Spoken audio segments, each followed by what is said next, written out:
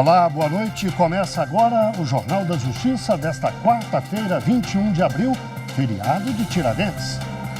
Ministro Ricardo Lewandowski dá 5 dias para que o governo federal se manifeste sobre cronograma de vacinas. A ação movida pela Rede Sustentabilidade no Supremo cobra a divulgação detalhada do recebimento de imunizantes contra a Covid-19.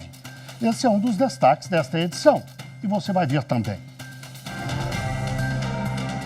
Anvisa pede que ministro Ricardo Lewandowski suspenda prazo para analisar a importação da vacina Sputnik V.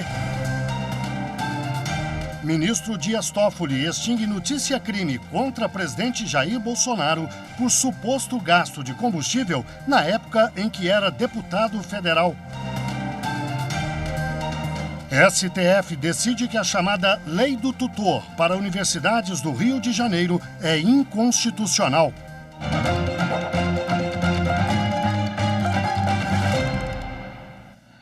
O ministro Ricardo Lewandowski, do Supremo Tribunal Federal, deu prazo de 5 dias para o governo federal explicar, de forma detalhada, o cronograma de recebimento de vacinas contra a Covid-19. A ação foi proposta pelo Rede Sustentabilidade no dia 15 de abril.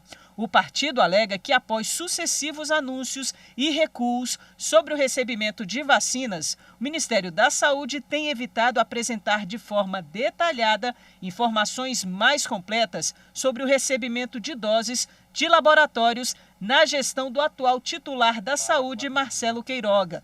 O argumento é de que, sem esse cronograma atualizado, é inevitável não haver desorganização nos estados e municípios.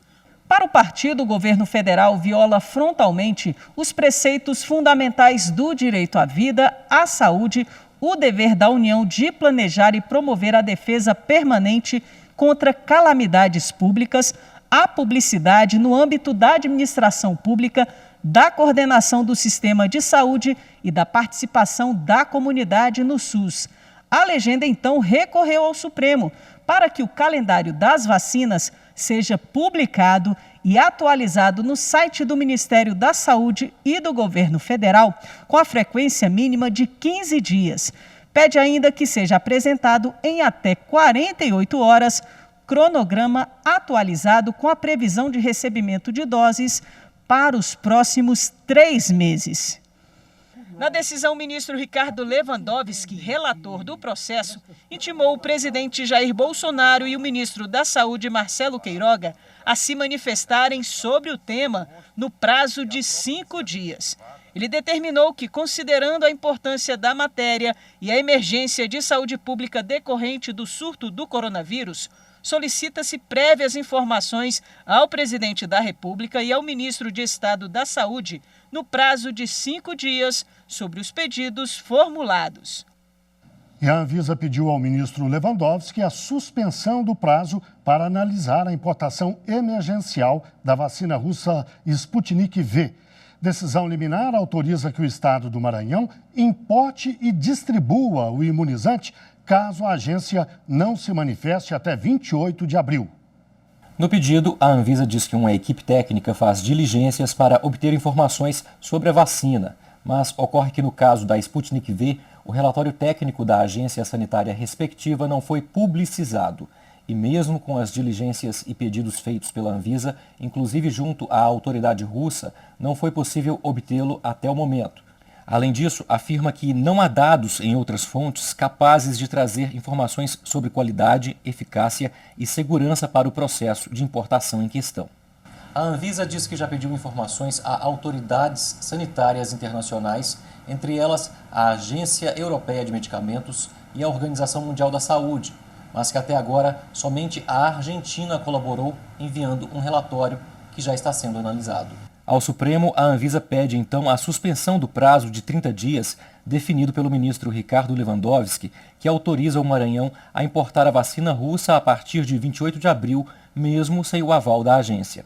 De acordo com o pedido, a suspensão do prazo é uma medida necessária para uma decisão administrativa fundamentada voltada ao melhor interesse público, propiciando a conclusão das diligências que já estão em curso. O Ministério Público Federal na Paraíba solicitou a inclusão de tabajaras e outros indígenas não aldeados na vacinação prioritária contra a Covid-19. O Supremo Tribunal Federal decidiu que farão parte do Plano Nacional de Imunização indígenas que vivem fora das aldeias. A decisão reforça o pedido feito pelo Ministério Público Federal à Secretaria de Estado da Saúde da Paraíba e ao Distrito Sanitário Indígena Especial de Sei-Potiguara. O pedido foi feito depois que o MPF abriu um procedimento com representação da Associação Indígena Tabajara Taquara, que relatou que a aldeia localizada no município de Nova Conquista não estaria nos planos dos grupos prioritários para a primeira etapa da vacinação contra a Covid-19. O procedimento também incluiu o pedido da Associação dos Indígenas que vivem na zona rural no município de Baía da Traição, que também estavam fora dos grupos prioritários. Em julgamento no plenário virtual, maioria dos ministros do STF decide que lei do tutor do Rio de Janeiro é inconstitucional. A consultora jurídica Karina Zuccolotto detalha esse caso para a gente. Olá, e na última sexta-feira foi encerrada mais uma semana de julgamentos no plenário virtual e os ministros, por maioria, declararam a inconstitucionalidade de uma lei de 2018 do Estado do Rio de Janeiro que proibia a utilização da expressão tutor para todo e qualquer profissional do ensino à distância, ou EAD, obrigava os estabelecimentos de ensino a contratar professores para o exercício de quaisquer funções nessa modalidade e ainda estabelecia o piso mínimo regional do Estado para pagamento para esses profissionais que exercessem as funções junto ao ensino à distância. O ministro relator, Edson Fachin, foi seguido pelos ministros Marco Aurélio, Dias Toffoli e Ricardo Lewandowski, julgando improcedente a ação direta de inconstitucionalidade por entender que o tema versava sobre educação e que a Constituição estabelece uma competência legislativa concorrente entre os entes da federação, de modo que os estados poderiam tratar da matéria perfeitamente sem incorrer em qualquer vício inconstitucional. Mas esse não foi o entendimento adotado pela maioria. Segundo o ministro Luiz Roberto Barroso, que abriu uma primeira divergência, teria havido uma usurpação da iniciativa para o processo legislativo, que deveria ser do governador do estado, e não uma iniciativa parlamentar, como de fato foi a iniciativa do processo legislativo para essa legislação. Segundo o ministro Luiz Roberto Barroso, que foi seguido pelo ministro Luiz Fux, Nunes Marques, Carmen Lúcia e ministra Rosa Weber, a Constituição estabelece que quando se cria ou extingue qualquer cargo, função ou emprego público ou lhe aumenta a remuneração, o processo legislativo deve ser iniciado a partir de uma decisão do governador e não por uma iniciativa parlamentar de um deputado estadual, como de fato aconteceu, gerando, portanto, o vício, havendo a declaração de inconstitucionalidade. O ministro Alexandre de Moraes também julgou procedente a ação, foi seguido pelo ministro Gilmar Mendes, mas por outro fundamento.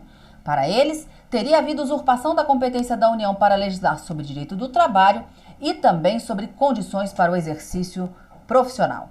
Outros destaques dos julgamentos no plenário virtual e no plenário do Supremo Tribunal Federal, você acompanha aqui na TV Justiça. Veja a seguir, o ministro Gilmar Mendes mantém a anulação de convocação do ministro da Defesa para explicar gastos na Câmara dos Deputados. Voltamos já.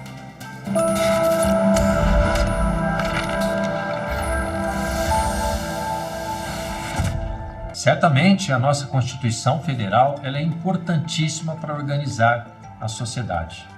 Também é importante para estabelecer a relação entre os poderes executivo, legislativo e judiciário.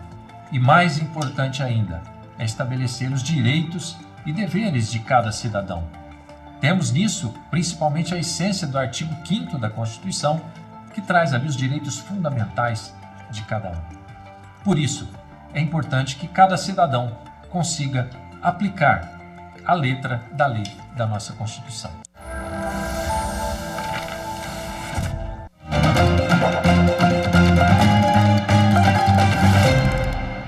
O ministro Dias Toffoli do Supremo Tribunal Federal extinguiu uma notícia-crime contra o presidente da República, Jair Bolsonaro, por suposto desvio de combustível enquanto era deputado federal. De acordo com a denúncia, o então deputado federal Jair Bolsonaro teria apresentado 11 notas fiscais, somando cerca de R$ 4.000, para justificar abastecimento em postos de gasolina da cidade do Rio de Janeiro entre 2009 e 2011. No entanto, um cruzamento de dados teria revelado que, nas datas apontadas nas notas fiscais, Bolsonaro estaria em Brasília e não no Rio, o que levanta a suspeita de que os abastecimentos não foram dele, e sim de outras pessoas. O ministro Dias Toffoli encaminhou os fatos para análise da Procuradoria-Geral da República, que manifestou um parecer indicando que, enquanto Bolsonaro estiver no mandato de presidente, ele não pode responder a denúncias de fatos alheios a esta função. O ministro do Supremo, Gilmar Mendes, manteve a anulação de convocação de ministro da Defesa para explicar gastos em comissão da Câmara dos Deputados. No fim de março, então, o ministro general Fernando Azevedo e Silva foi convocado para dar explicações sobre a compra de itens como picanha e cerveja para as Forças Armadas, em que havia suspeita de superfaturamento. Mas, com a troca do comando da pasta, a Comissão de Fiscalização e Controle da Câmara aprovou o novo requerimento, sem definir o nome da autoridade a ser convocada, enquanto o novo indicado, General Braga Neto, não assumisse o cargo. A liderança do governo na casa recorreu e o presidente e deputado Arthur Lira anulou a convocação porque a ausência de um nome específico iria contra o regimento interno da Câmara. Alguns parlamentares apresentaram mandado de segurança ao Supremo, alegando que a derrubada do requerimento seria inconstitucional. O relator ministro Gilmar Mendes negou o pedido. Para ele, não ficou comprovada ilegalidade na interpretação regimental e que o STF não poderia interferir em questão interna da Câmara. O plenário do Supremo vai analisar amanhã recurso da defesa do ex-presidente Lula, que envolve decisão sobre suspeição do ex-juiz Sérgio Moro. A consultora jurídica Gisele Reis comenta o que está em discussão nesse processo. Olá, boa noite a todos. Esse é o grande destaque da sessão plenária que acontecerá amanhã por videoconferência. O ex-presidente Lula apresentou recurso contra os efeitos da decisão do ministro Edson Fachin, que reconheceu a incompetência da 13ª Vara Federal Criminal de Curitiba para processar e julgar as ações penais envolvendo o triplex do Guarujá, sítio de Atibaia e fatos ligados à sede e às doações ao Instituto Lula. Acontece que o relator, além de determinar a remessa dos processos à Seção Judiciária do Distrito Federal, entendeu que os habeas corpus da segunda turma do STF, apresentados pela defesa de Lula para questionar a imparcialidade do ex-juiz Sérgio Moro, deveriam ser arquivados. Na última sessão, o plenário, por maioria, se declarou competente para julgar recursos da segunda turma e confirmou a anulação das condenações do ex-presidente Lula na Lava Jato. Já para a sessão de amanhã, os ministros devem prosseguir na análise dos recursos apresentados para definir se os processos serão remetidos para a Justiça Federal do Distrito Federal, conforme propõe o ministro Edson Fachin, ou para a de São Paulo, segundo proposta do ministro Alexandre de Moraes. Outro ponto é quanto aos efeitos da decisão do relator. O ministro Fachin havia decidido que as anulações desses processos afastaria a discussão sobre a suspeição. A defesa é contra esse ponto. A análise dessa questão tem relação direta com a possibilidade de convalidação pela nova Vara Federal dos atos instrutórios praticados pela 13ª Vara Federal de Curitiba. A sessão plenária ela pode ser acompanhada ao vivo pelo canal do STF no YouTube. O Judiciário de Mato Grosso lançou um protocolo para melhorar o atendimento de menores que sofreram ou testemunharam algum tipo de agressão. Em solenidade virtual transmitida ao vivo pelo canal do Tribunal de Justiça de Mato Grosso no YouTube, foi lançado em Cuiabá o Protocolo Integrado de Atendimento a Crianças e Adolescentes Vítimas ou Testemunhas de Violência. A iniciativa padroniza o atendimento desse público, assegurando a aplicação da Lei 13.431 de 2017, que trata da garantia de direitos e cria mecanismos para coibir qualquer tipo de agressão contra menores de idade. O protocolo prevê que crianças e adolescentes vítimas ou testemunhas de violência serão ouvidas através da escuta especializada e do depoimento especial, e tais procedimentos devem ser realizados em local apropriado e acolhedor, com infraestrutura e espaço físico que garantam a privacidade das vítimas. O protocolo é resultado de uma ação conjunta entre a Rede Protege Cuiabá, Poder Judiciário de Mato Grosso, Governo do Estado, Ministério Público e Defensoria Pública. Mas aqui, simbolicamente e ao mesmo tempo na prática, é muito importante que aqui Defensoria, Ministério Público, Estado e Poder Judiciário, que vai fazer esse julgamento final, tenhamos aí esse compromisso com a sociedade e com as crianças e adolescentes que são cidadãos. E esse protocolo é anseio de muito tempo, que desde o início do acolhimento até o julgamento final, nós vamos dar mais estrutura para que a criança e adolescente vítima ou testemunha tenham no Estado, lato sensu, a proteção que lhe é devida. É com satisfação que a Defensoria Pública do Estado de Mato Grosso participa deste evento e agradece e parabeniza a todos os demais parceiros. A presidente do Tribunal de Justiça de Mato Grosso destacou o trabalho realizado para a elaboração do projeto e a importância que ele carrega.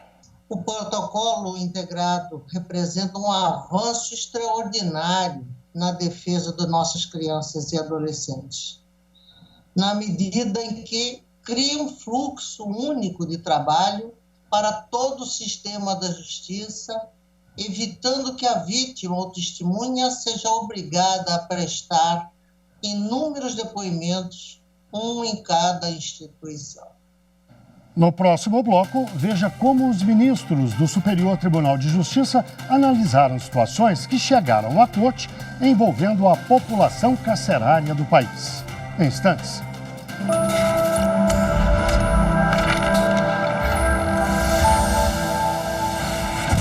Eu acredito que é dever da advocacia, da Defensoria Pública, do Ministério Público, dos juízes, dos ministros e ministras do Supremo Tribunal Federal, de trazer para a realidade da população brasileira a Constituição, de dar efetividade aos direitos ali previstos, de diariamente, nos nossos trabalhos, buscar zelar pela força normativa da Constituição e assim trabalhar por uma sociedade mais justa e igualitária.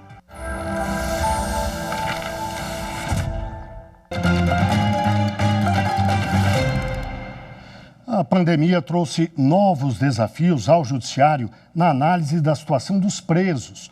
Diversas interpretações da lei precisaram ser ajustadas ao longo de um ano. Na terceira reportagem da série Julgados do STJ na Pandemia, você vai ver como os ministros do Superior Tribunal de Justiça analisaram situações que chegaram à corte envolvendo a população carcerária do país. Desde os primeiros casos de Covid-19 no Brasil e a necessidade de isolamento social para conter o avanço da doença, o STJ precisou se manifestar sobre as implicações da pandemia no sistema prisional. Um desafio foi imposto aos julgamentos desde março de 2020, alcançar o equilíbrio entre a prevenção da doença, a proteção dos direitos fundamentais do preso e o interesse social amparado na decisão que levou ao encarceramento, seja para cumprimento de pena, seja em caráter provisório ou até mesmo em casos de falta de quitação de pensão alimentícia.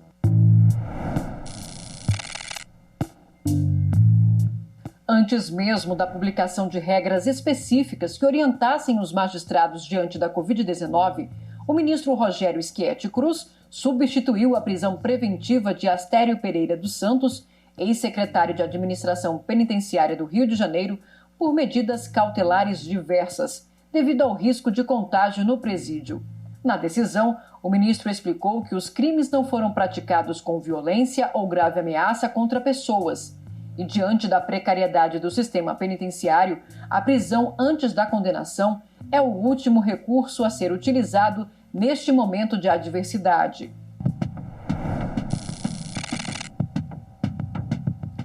Diante da necessidade de conter a propagação da Covid-19 nos estabelecimentos do sistema prisional e do sistema socioeducativo, o Conselho Nacional de Justiça publicou a Recomendação 62 de 2020, estabelecendo uma série de regras a serem consideradas pelos magistrados para a aplicação do direito penal no contexto da pandemia.